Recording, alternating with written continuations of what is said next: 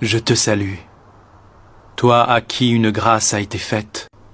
Le Seigneur est avec toi. Tu es bénie entre les femmes. Ne crains pas, Marie, car tu as trouvé grâce devant Dieu. Et voici, tu deviendras enceinte et tu enfanteras un fils, et tu lui donneras le nom de Jésus. Il sera grand et sera appelé Fils du Très-Haut. Et le Seigneur Dieu lui donnera le trône de David, son père. Il régnera sur la maison de Jacob éternellement, et son règne n'aura point de fin.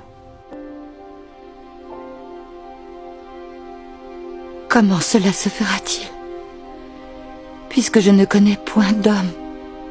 Le Saint-Esprit viendra sur toi, et la puissance du Très-Haut te couvrira de son ombre.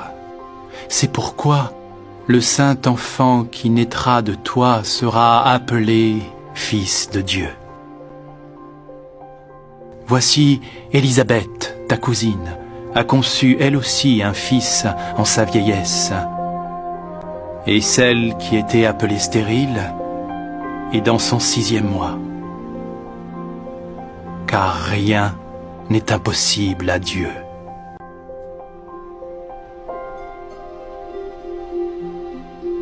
Je suis la servante du Seigneur. Qu'il me soit fait selon ta parole.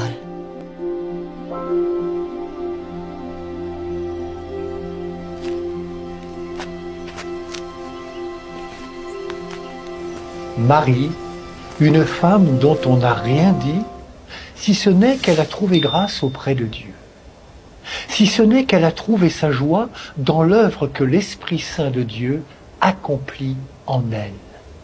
Il ne s'agit pas d'une joie sentimentale, mais bien d'une joie profonde, spirituelle, qui prend sa source dans un petit mot de 3 lettres, un petit mot de rien du tout, mais un mot qui dit tout. Oui, fiat. Voici la servante du Seigneur, que tout m'advienne selon ta parole. C'est le oui de la foi.